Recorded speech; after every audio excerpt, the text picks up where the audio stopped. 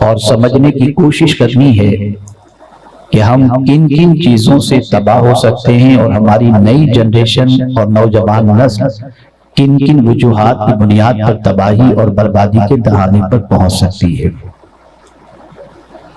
ہم دیکھتے ہیں کہ ہماری قوم کے بہت سارے نوجوانوں کی نگاہوں کے سامنے کوئی ٹارگٹ نہیں، کوئی مقصد نہیں، کوئی پلان نہیں، اور نہ کوئی اپنے مستقبل کے بارے میں غور و فکر کرنے کا جذبہ ہے۔ بس ایک ہی فکر ہے، صبح اٹھنا ہے، سب سے پہلے گٹکا کھانا ہے، اور پھر اس کے بعد کچھ چائے ناشتہ کر کے باہر نکلنا ہے، کچھ مل گیا تو ٹھیک ہے، اور رات کو 2 بجے تک بائک پر گھومنا ہے، گپ شپ کرنا ہے، اور پھر اس کے بعد گھر پہ آ کر کے سو جانا ہے۔ جس قوم کے پاس کوئی دستور حیات نہ ہو، کوئی قانون زندگی نہ ہو، کوئی مقصد زندگی نہ ہو، وہ قوم زمانے کے اندر کبھی مقتدا بن کر کے اپنے فرائض کو ادا نہیں کر سکتی۔ وہ قوم پوری زندگی غلامی کی زنجیروں میں جکڑی ہوئی رہتی ہے، اور جب بھی کوئی چاہتا ہے اس قوم کو اپنے پیروں تلے رون دیتا ہے، مسل دیتا ہے، تباہ کر دیتا ہے، برباد کر دیتا ہے۔ اس میں کوئی شک نہیں ہے کہ غربت کی چکی میں پیسے جانے والا مسلمان اپنی غربت سے نکلنے کے لیے بہت کچھ کوشش کرتا ہے۔ بس اوقات ایسا ہوتا ہے کہ اسے کوئی آسانی سے غربت سے پیچھا چھڑانے کا ذریعہ نظر نہیں آتا، تو پھر اس کی غریبی سے فائدہ اٹھانے والے بہت سارے ایسے لوگ اس کے قریب ہو جاتے ہیں جو اس غریب انسان کو نشے کا عادی بنا کر نشہ بیچنے والا بنا دیتے ہیں، جس کی وجہ سے اس کا مستقبل بھی تاریک ہوتا ہے، اس کی آخرت بھی برباد ہوتی ہے، اور آگے چل کر کے پھر اس کا خاندان بھی تباہی اور بربادی کے دہانے پر پہنچ جاتا ہے۔ آئیے سب سے پہلے میں قرآن مقدس کی روشنی میں سمجھاؤں، اور پھر ساتھ ہی ساتھ ڈرگز وغیرہ اور منشیات کے عادی بننے والے اور منشیات کے گرفتار لوگوں کی ان وجوہات کی طرف آپ کی توجہ کو مبذول کراؤں جس کی وجہ سے بہت سارے نوجوان نشے کے عادی بن جاتے ہیں۔ ان کا قرآن نے کیا علاج بتایا ہے، اور جن جن وجوہات کی بنیاد پر انسان نشے کو اختیار کرتا ہے، ان وجوہات کا علاج اللہ عز و جل نے اپنی کتاب میں کیا فرمایا ہے، تاکہ کبھی خدا نہ کرے کوئی کسی پریشانی میں گرفتار ہو تو وہ نشے کی طرف نہ بڑھے، بلکہ اللہ کی کتاب کی تعلیمات کی طرف بڑھ کر اپنی دنیا بھی سنوار لے اور اپنی آخرت بھی سنوار لے۔ اللہ عز و جل نے فرمایا انما یرید الشیطان ان یوقع بینکم العداوۃ والبغضاء، اس کے علاوہ کچھ نہیں کہ جب شیطان ارادہ کرتا ہے تمہارے درمیان دشمنی کا، جب دو لوگوں کے درمیان شیطان لڑانے کا کام کرتا ہے، دشمنی کا کام کرتا ہے، تو وہ کن چیزوں کی وجہ سے دشمنی پیدا کرتا ہے؟ تو فرمایا فی الخمر والمیسر، شراب اور جوے کے ذریعے دو اچھے خاصے انسانوں کو ایک دوسرے کے سلسلے میں بغض اور لڑائی جھگڑے کی طرف آمادہ کر دیتا ہے۔ اور صرف یہی نہیں، وَيَصُدُّكُمْ عَنْ ذِكْرِ اللَّهِ، اور اللہ کے ذکر سے وہ روکتا بھی ہے، وَعَنِ الصَّلَاةِ، اور نماز سے بھی۔ آپ ذرا دیکھیں، نشے کی حالت میں نماز سے قریب جانے کے لیے بھی اللہ عز و جل نے منع فرمایا۔ رب فرماتا ہے یا ایھا الذین آمنوا لا تقربوا الصلاۃ وانتم سکارا، اے ایمان والو نماز کے قریب نہ جاؤ جب تم نشے کی حالت میں ہو۔ وجہ کیا ہے؟ نشہ ایسی چیز ہے کہ ماں بیٹی کی تمیز ختم ہو جاتی ہے۔ ایک انسان جب نشے کا عادی بن جائے، اس کی نگاہوں میں ماں، بیوی، بہن، بیٹی، اس کا فرق ختم ہو جاتا ہے، اور کبھی کبھی تو نشے کا عادی اس حد تک آگے بڑھ جاتا ہے کہ العیاذ باللہ ماں کو بیوی سمجھ بیٹھتا ہے اور بیوی کو ماں سمجھ بیٹھتا ہے۔ کبھی ایسا بھی ہوتا ہے کہ نشے کا عادی چند ٹکوں کے لیے نہ جانے کتنے جرائم کرتا ہوا دکھائی دیتا ہے، قتل کرتا دکھائی دیتا ہے، گھر لوٹتا دکھائی دیتا ہے، تباہ و برباد کرتا ہوا نظر آتا ہے۔ اے قرآن تیری عظمتوں پر قربان کے ہر وہ چیز جس کی وجہ سے کسی انسان کو کسی مسلمان سے تکلیف پہنچے، اللہ نے ان ساری چیزوں کو حرام فرما دیا ہے۔ میرے پیارے آقا صلی اللہ علیہ وسلم کے پیارے دیوانوں، آپ اپنی بستی کا جائزہ لے سکتے ہیں، اپنی سوسائٹی کا جائزہ لے سکتے ہیں۔ ایک انسان جس کے پاس کل تک سائیکل نہیں تھی، جب وہ ڈرگ سپلائر بن جاتا ہے تو اس کے گھر کی پوزیشن جدا ہو جاتی ہے، اس کے پاس کار بھی آ جاتی ہے، فلیٹ بھی آ جاتا ہے، قیمتی موبائل بھی آ جاتا ہے۔ نوجوان نسل جب کسی کو ان چیزوں سے آراستہ دیکھتا ہے تو اس نوجوان نسل کے پیر پھسل جاتے ہیں، اور وہ بھی یہ سوچنے پر مجبور ہوتا ہے کہ اتنی جلدی اس کے پاس آسائش کے سارے سامان آ گئے، میں بھی کیوں نہ وہ راستہ اپناؤں جس کی وجہ سے دنیا کے عیش کی زندگی گزار سکوں۔ نتیجتاً وہ اس سے دوستی کرتا ہے، اور اس ڈرگ سپلائر سے دوستی کا سب سے بڑا نقصان یہ ہوتا ہے کہ وہ ڈرگ سپلائر سب سے پہلے اسے ڈرگ کا عادی بناتا ہے، اور پھر اس کے بعد سپلائی کرنے پر مجبور ہوتا ہے۔ کسی محلے میں اگر ایک منشیات کا عادی آ جائے تو پوری بستی کو تباہ کر دیتا ہے، برباد کر دیتا ہے، نوجوان نسل کو آوارہ بنا دیتا ہے۔ وہ مائیں بھی اپنے بچے کے لائے ہوئے ان سارے سامان کے بارے میں تحقیق نہیں کرتی کہ میرے بچے کے پاس یہ پیسے کہاں سے آئے جس کی وجہ سے اتنے قیمتی سامان لے کر کے آیا۔ بچے بہانے بناتا ہے، بچہ اسٹوری بناتا ہے، میں نے یہ کیا، میں نے یہ کیا، میں نے یہ کیا۔ ہمیں نہیں معلوم ہوتا کہ وہ بچہ کس طریقے سے ان دولت کو جمع کر رہا ہے، اور پھر ایک وقت آتا ہے، اللہ نہ کرے صدبار نہ کرے، کہ وہ بچہ جیل کی سلاخوں کے پیچھے پہنچ کر پوری زندگی اور پوری جوانی تباہ کر دیتا ہے۔ خاص طور پر آج ہمارے غریب علاقوں کے اندر بے روزگار مسلمانوں کے ساتھ معاملات اتنے خراب ہو رہے ہیں کہ ہمارے بہت سارے بے روزگار مسلمان آج نشے کے عادی بن کر کے اپنی دنیا، اپنی جوانی اور اپنی آخرت کو برباد کر رہے ہیں۔ آئیے میرے پیارے آقا صلی اللہ تعالی علیہ وسلم کے پیارے دیوانوں، سب سے پہلے میں کچھ سمجھاؤں، اور یہ آج کی گفتگو کو زندگی پر دل و دماغ کے اندر ہمارے نوجوان بچے محفوظ کر لیں، اور اس کے بعد اس پر عمل کرنے کی کوشش کریں۔ نشے کی طرف انسان بڑھتا کب ہے؟ سب سے پہلی وجہ ہوتی ہے ٹینشن، قرض کا ٹینشن، ماں باپ کے جھگڑے کا ٹینشن، اسی کے ساتھ بہن کی شادی کا ٹینشن، بیماری کا ٹینشن۔ یہ سارے کبھی کبھی ٹینشن اسے ایسے راستے پر لے جاتے ہیں جو راستہ اس کی تباہی کا انتظار کر رہا ہوتا ہے، ایسے راستے کا وہ مسافر بن جاتا ہے۔ وہ سوچتا ہے میں کیا کروں جس کی وجہ سے یہ سارے میرے ٹینشن دور ہو جائیں، پھر اسے خواب دکھانے والے اتنا مال ادھر پہنچا دو تمہیں اتنا لاکھ روپیہ ملے گا، وہ اس میں گھس جاتا ہے، اور اس کے بعد پھر ایریا کا سب سے بڑا ڈرگ ڈیلر بن کر کے نہ جانے کتنی نوجوان نسل کو وہ تباہ کرتا چلا جاتا ہے۔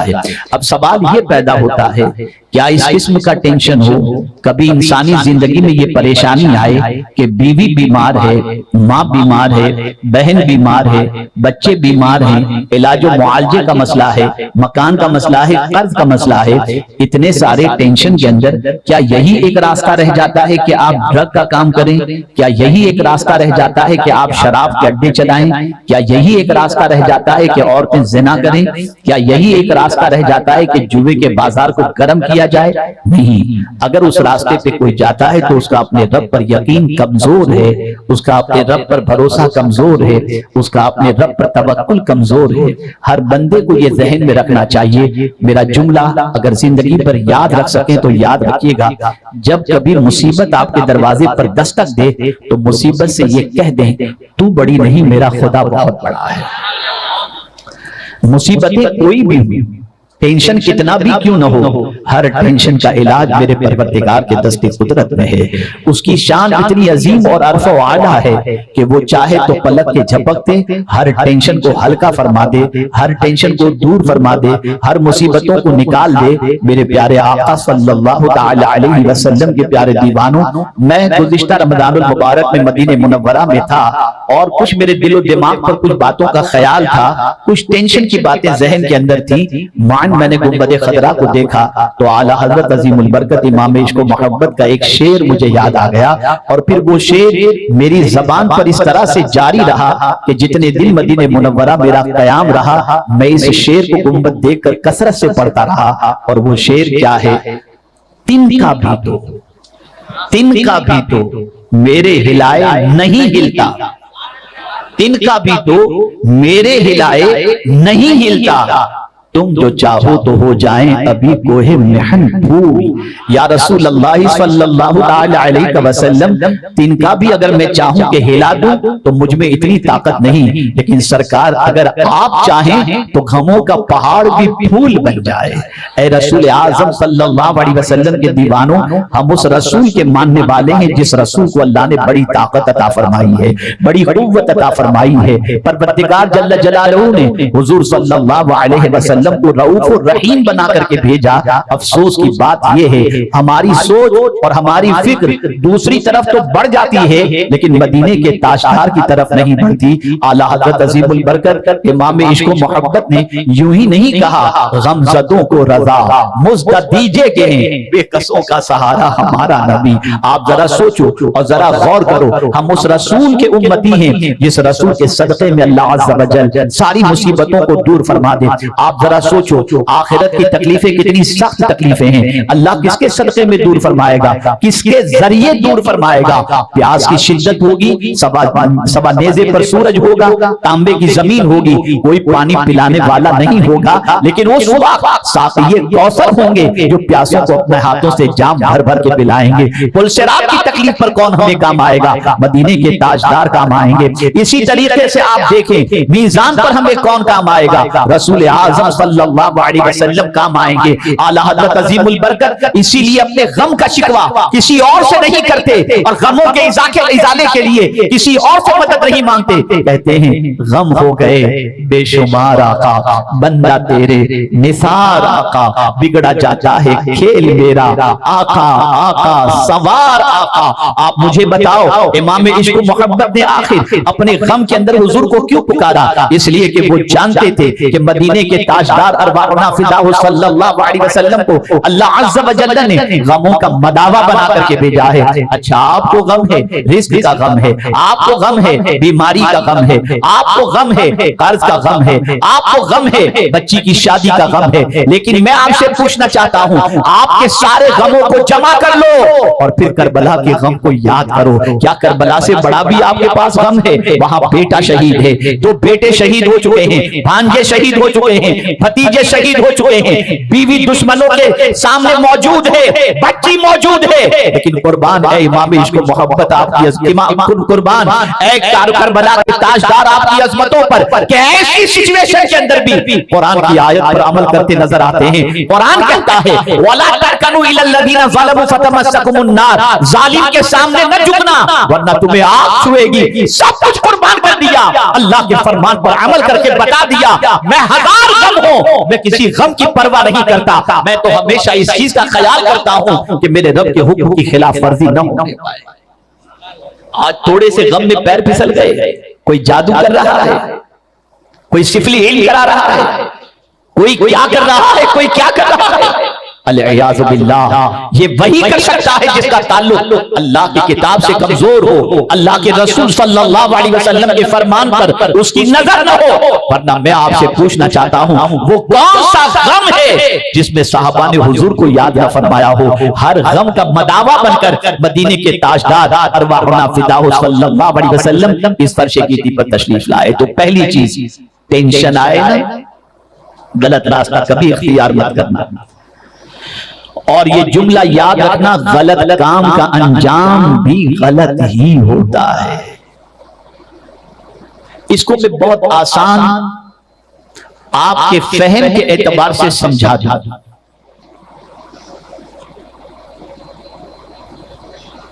حرام کاموں کے ذریعے ٹینشن کبھی دور نہیں ہوتا، بلکہ حرام کاموں سے ٹینشن دور کرنے جاؤ گے تو ٹینشن بڑھ جائے گا. اس کو ایک آسان جملے میں سمجھاؤں. گندگی کو پاک کرنا ہے نا اور صاف کرنا ہے، تو گندگی سے صاف نہیں ہوتی، پانی سے صاف. آپ اپنا ٹینشن دور کرنا چاہتے ہیں تو اللہ کی طرف رجوع کریں، قرآن کی طرف رجوع کریں، سرکار صلی اللہ علیہ وسلم کی طرف رجوع کریں، توبہ کی طرف آ جائیں، استغفار کی طرف آ جائیں، درود شریف کی طرف آ جائیں، گناہوں سے بچنے کی طرف آ جائیں. میرا مولا پلک کے جھپکتے آپ کے سارے ٹینشن کو دور فرما دے گا. لیکن یاد رکھیں، ٹینشن کا علاج حرام کاموں کے ذریعے کریں گے، ٹینشن ختم نہیں ہوگا بلکہ ٹینشن بڑھتا چلا جائے گا. ٹینشن آپ کو گناہوں کی طرف لے جاتا ہے نا. آج سے ٹینشن سے رشتہ چھڑانا ہو تو قرآن کی اس آیت کو پیش نظر رکھو. اللہ فرماتا ہے اَمَّن يُجِيبُ الْمُضْطَرَّ إِذَا دَعَاهُ وَيَكْشِفُ السُّوءَ. کون ہے جو بے قراروں کی فریاد سنتا ہے اور تکلیفوں کو دور کرتا ہے. نادانوں، اپنی تکلیفوں کا ڈھنڈورا انسانوں کے پاس جا کر تو پیٹتے ہو، لیکن کبھی تکلیف کے موقع پر مسجد میں جا کر اللہ کی بارگاہ میں 2 رکعت نفل ادا کر کے رو کر اپنے رب کو بھی تو اپنی بپتا سنانے کی کوشش کرو. لیکن نہیں، ہم سیٹھوں کے دروازے پر جا کر اپنی بپتا تو پیش کرتے ہیں، خدا کے گھر میں جا کر اپنا معافی ضمیر اور اپنا درد پیش کرنے کے لیے نہیں جاتے. قرآن اٹھا کر دیکھیں، حضرت یعقوب علیہ السلام نے اپنے بیٹے کی جدائی کے اندر جو قرآن مقدس میں ان کا قول ہے اسے سنیں. کہتے ہیں انما اشکو بثی وحزنی الی اللہ. میں اپنی شکایت اور اپنا غم اپنے رب ہی کو عرض کرنے کے لیے تیار. بدلو اپنی سوچ کو، بدلو اپنی فکر کو. ٹینشن کا علاج ڈرگ سپلائی کرنا یا شراب کے اڈے چلانا نہیں ہے. آپ کے ایک ڈرگ کے کاروبار سے ایک نوجوان ہی نہیں بلکہ اس کی پوری فیملی برباد ہو جاتی ہے. اگر کوئی ڈرگز کا کام کرتا ہے، کسی ایک نوجوان کو ڈرگ پلا کر کے اس کو ڈرگ کا عادی بنا کر اپنی دولت کو جمع کر رہا ہے، وہ اپنے لیے جہنم کی آگ کا انتظام کر رہا ہے.